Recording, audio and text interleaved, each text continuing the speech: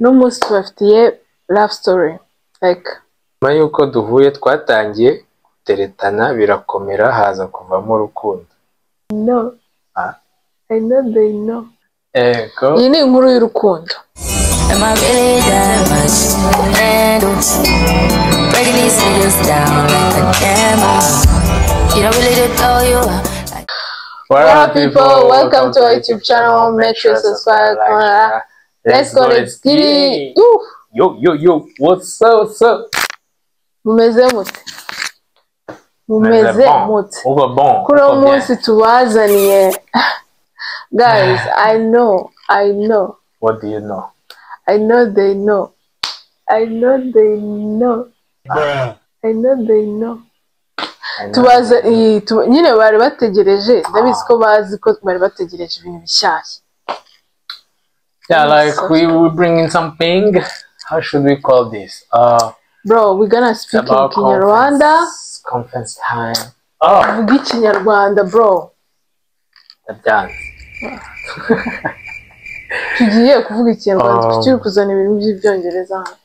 I mean, like, Ikinyarwanda tiko tagenda tukinagirwa. Bro, ni ikirundi so no. Well, anyways,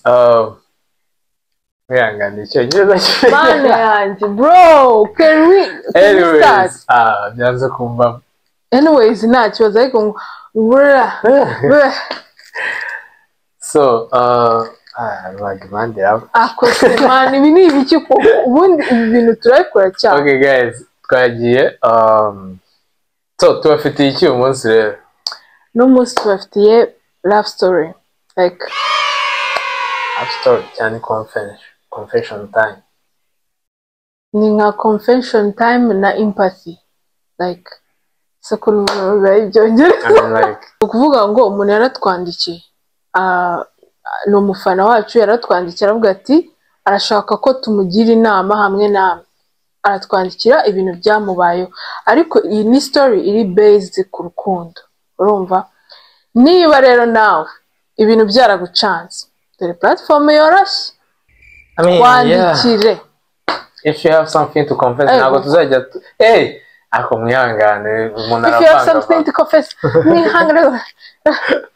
Like Ushatse kuvuga ko abantu se batureba batazi Icyongereza kuri barakizi ariko kubera iki nyine umuntu yatwenkiye mu Kinyarwanda arashaka kumva. Njye ndi kubwira abantu ntabwo ndi kuvuga kuri no mukunzi wacu. Ndi kubwira abantu in general. Niba ari abantu bafite anything they want to confess,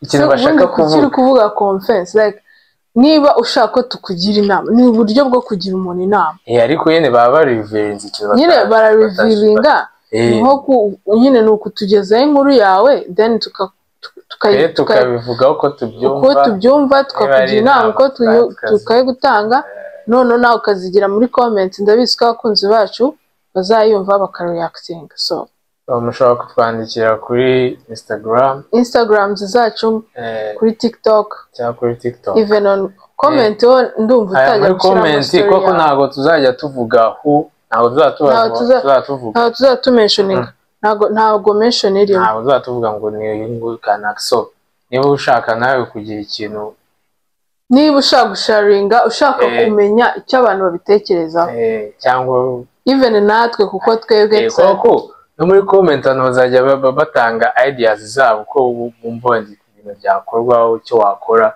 So ndumva mutwandikire, twebwe tuzajya dufata umwanya tuze tubivugeho, tugire inama ari zigirwa, kuvuga idea y'ukuntu umuntu yumva ibintu, twishyire mu mwanya wanyu twumve nyine ukuntu byabagendekeye and twishyire mu nkweto zawe. Ntawamenya hari igihe bifasha abantu kubera ko buri wese ndabizi neza ko ino content izafasha abantu. Sinzi ikibazo ufite muri wowe, ubundi ufite ikihe kibazo? Uyu munsi egerayo amaruwaje impande zawe wazanye hano. So umuntu wa mbere watwandikiye ugiye kubabanziriza. Nizere ko story yawe abantu bari buze kuyumva bakakugira inama. Natwe kandi twe turishyira mu nkweto zawe, in your shoes, hanyuma twigire inama. Ego. Iyi ni inkuru y'urukundo. Ni inkuru y'urukundo.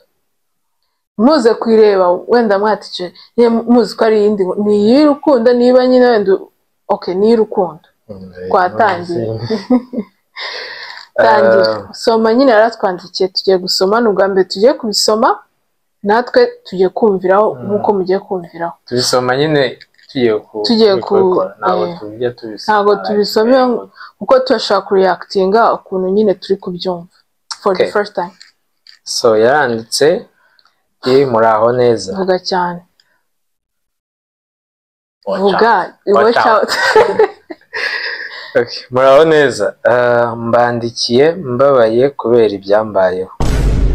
Damn. Kwagira ngo rababaye. Ni wicyumva ngo none kwagira mbabaye sha urumva ko yaze ngo mbandikiye mbabaye. Oh my god, banza arabyanditse ababaye. Ndi umukobwa mba mu Rwanda. Si ngombwa amazina yanjye ariko mungire inama. Nakundanye n'umuhungu duhuriye muri bisi yajyaga mu ntara. Okay. Nari ndangije segonderi. Yararangije segonderi. Iki kibazo. We uzi ko turi kubwira umuntu hano ari duteza amatwi. Ubwo cyari umwana ako umva tukadukomeza. Twakomeje. Ubwo nyuma yuko duhuye twatangiye guteretana birakomera haza kuvamo urukundo. Ese ubu urajyaje muri detail. Okay. Hako. Iwacu byagezeho baramumenya nawe anyereka iwabo. Nkuru nabonaga umusore ankunda bikomeye. Kubera ibyo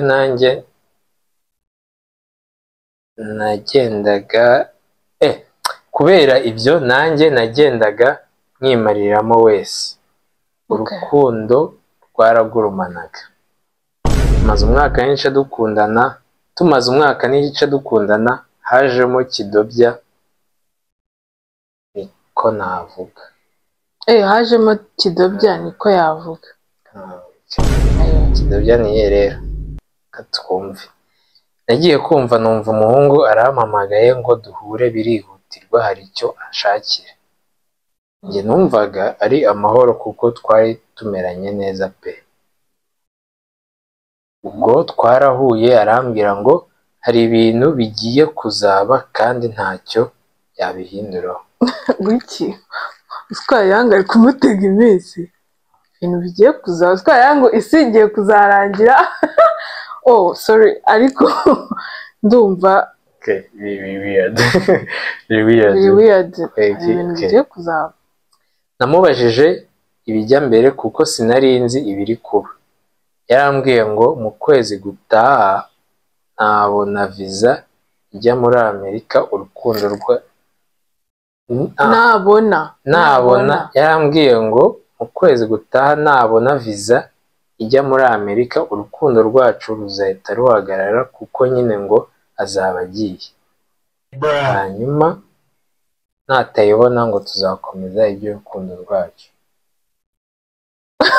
Abahungu b'iki gihe babaye bate? Kwiki? Ariko uri kubyumva ibyo bintu? Reka dukomeze dusome turebe. No, I can't. N'ababeshye narumiwe. Ntangira kwibaza niba koko uno muhungu yarankunze biranyobera. Nahise numva Amerika nyanza. Nahise Amerika ureze zimwe. Mani yari biteye. Nese urumva umuhungu niyo nyine yaragiye kujya muri Amerika. Urumva wowe wayikunda se niba yakubwiye ngo Amerika ntakosa yakoze. Kandi ariyo yabiteye. Wapi ikibazo kiri ku muhungu niyo umuhungu atari flexible kuba ati niyo najya muri Amerika nakomeza gukundana n'uwo mukobwa. Ni ikibazo cy'umuhungu ntabwo ikibazo cya Amerika. Ako urumva umukobwa niyo reaction yagira nyine yarapfapye. Yaravuze ati ubusa Amerika ni yanzira ijya. Okay. Natwe tugeze ku munasi. Nahise numva Amerika nyanze kuko yari igiye kuntandukanya kumva Amerika nyanze kuko yari igiye kuntandukanya n'umukunzi wanjye gaho cyawe nararize bikomeye kuko umuhungu namukundaga cyane yari none ko namukundaga cyane ubwo yahise ansiga aho ngaho nsigara ndira hey, that's rude nta nubwo yasize avuga ati hangana ahubwo bisa nkaho umuhungu yari yamaze no gufata decision yaje decision byari byarangiye njyewe uko mbyumva hagati aho you were out of okay twumve wenda ntiwamenye ibyaje gukurikira okay ntababeshye natangiye kumwifuriza ibi byakoze man I understand okay ntabwo ndiko yari ataranabona visa nyine ese okay reka dukomeze ese atanya kumwifuriza wenda wasanga simbizi katwumva nese ntangira kumwifuriza ibibi ngo ntazagende ariko noneho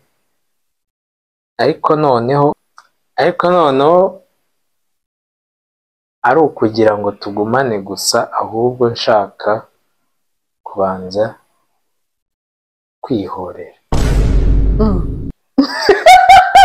haje amasara kwihorera none se oya kandi noneho kwihorera bijemo bite agenda gake ko wamukundaga bigezeho kurusha kwihorera bro I mean like urukundo uraruzi byari bitaranarangira okay reka turenze gusoma ubundi tureacting ko nifite ibintu byinshi byo kuvuga okay kwihorera kwanjye kwari uko wenda yari kubura visa hanyuma akansaba ko dukomeza yo gukundana njye nkabanza nkamwangira nkamurisha umutima ku byo yakoze bro this girl like oh my god ubundi nyuma azamwemerera ko ndacyamukunda bafite byinshi byo kuvuga so rero mungira inama bandikiye habura icyumweru ngo amenye niba azagenda cyangwa atazagenda ese mbivemo nona cyangwa se nemerere abandi baba bane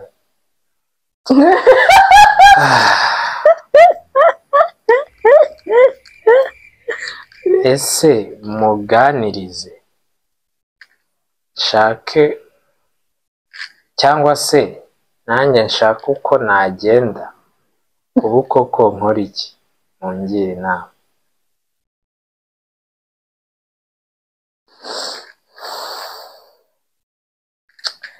okay first of all thank you kutwandikira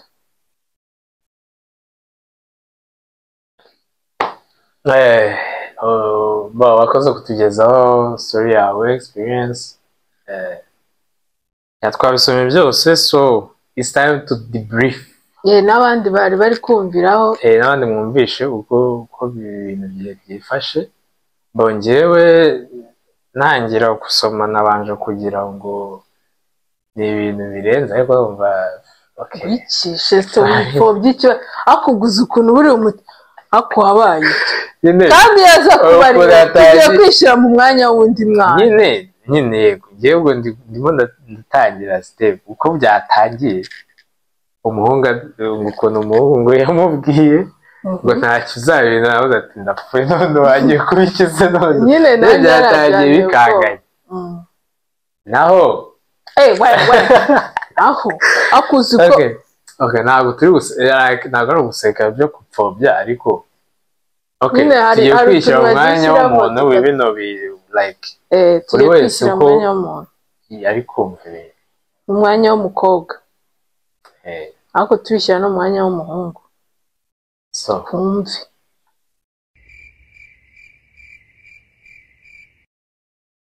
njye rero ukuntu mbyumva mbaye ndi umukobwa inama namugira reka nishyire mu mwanya w'umukobwa byambabaza mbese kuba ugiye kugenda nicyo kigiye gukuraho ko dukundana I know long distance relationship mana we iragoye pe ariko irashoboka nanone ntabwo niba ukunda umuntu nyine try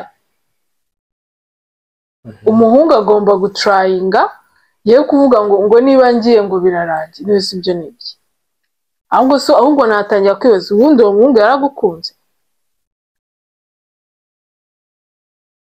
kona murazunguza umutwe nugira ikintu bivuga si ibibazo njyewe rero kuri side yanjye sibyo ikintu cya mbere mise numva meze nkaho nkurikije n'ukuntu story yawe yose overall meze nkaho warangije kudeciding outcome y'ikintu kizaba kandi ntabwo arabona neza umenye niba yayibonye cyangwa yayibuze ariko nanone ndakumva ku rundi ruhande ko ugomba nyine guteganya ati byagenda bite icya mbere nkugira inama wa mukobwa we ntabwo nzi niba kubuka gukunda kuko niba we uburyo yabivuzemo bimeze nkaho yavuze ati njye mbona viza ibyanjye nawe birangiye kandi iyo umuntu agukunda bya nyabyo agivinga ikintu try niyo kitakunda like niyo bintu bitakunda nyine tu agivinga try agatereka tugerageze turebe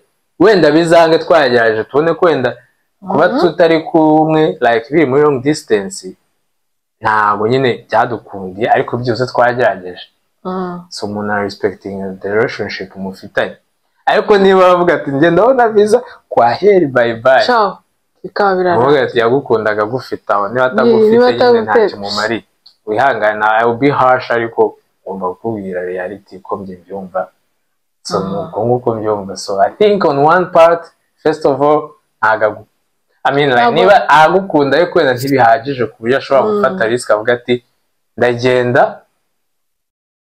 dukomeze dukundane tubitry so ubwo first of all numva umuhungu atagukunda neza fresh ariko nanone ikindi nabugira nama we deciding like already ati ndumva ushaka kwihorera ibintu byo kwihorera bisa bireke kwihorera se byaguye nde neza ngo nyine wowe wakunze umuntu wenda kwihorera bivemo byo kwihorera like ese ubwo dufata urugero yibuze ubwo ngo ugiye kwihorera sibyo umuntu uramukunda ugiye kwihorera uraza ati yakasha yewe wapi arakwinginze deja namaje kumva ko umuhungu atagukunda cyane azatavuga ati genda unyanze ubwo umuntu da caring about you umuhereza a little bit abone visa muganire mwicare muganire umubwira ati ngiye kuba barambwiye kuri byarambabaje n'iki wita ubuka ngo umuntu ujye kumwihoreraho n'iki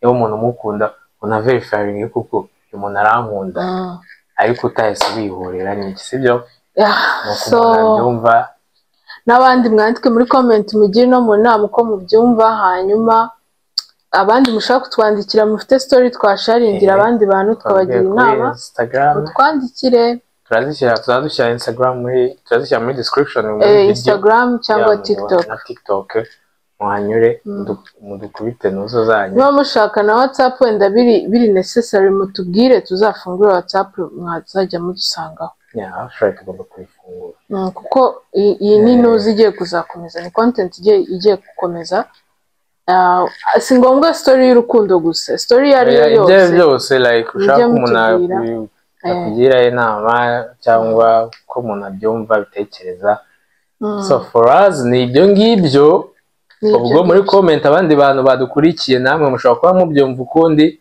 mubishyiremo ubwo nyiri story azabibona dukurikira turagukunda natwe ubwo I hope uko mu byo tuhavuze wenda ari cyo ndabizi neza harimo ikintu wihubuka ibintu byo kwiyorera ntabwo ari byiza kandi nanone naramuka agiye ubwo ntabwo azaba ari uwawe uzabona uwawe ikindi natagenda zica muganire I have a doubt ko umuhungu atagukunda biri fully nanjye mfite doubt umuntu uhita udesida ati ningenda bye ntabwo ubuzima butuma abantu bahorana every time sometimes ubwo se najya no mu ntara yindi bizagenda nabwo azaguta katagufite. Nakoze kubana natwe, nawe watwandikiye wakoze. Make sure subscribe again. Subscribe kuko more content like this igiye kuza even more. Unatwakiriye mushako dukora byinshi byose twe turakora tubahereza byose turaberera cyane. Miranje. Bye. Bye. Peace out.